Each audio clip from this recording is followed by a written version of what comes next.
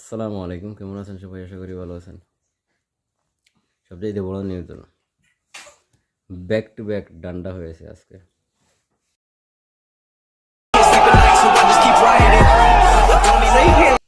Bangladesh to India cricket Asian tournament mega ফাইনালে ইন্ডিয়াকে আবারও দ্বিতীয়বারের মতো হারিয়ে Bangladesh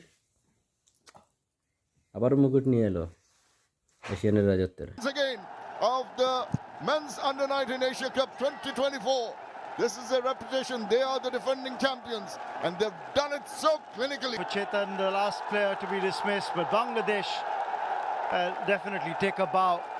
Defending champions, successfully defending the title. সবাই ভালো থাকবা, আল্লাহ হাফিজ। বাংলাদেশ চিরজীবী হোক, জিন্দাবাদ বাংলাদেশ ক্রিকেট টিম। শুভকামনা তোমাদের জন্য আগামীতে, যাতে ওয়ার্ল্ড কাপেও এরকম কিছু করতে পারে তার জন্য সবাইকে শুভকামনা। আগাম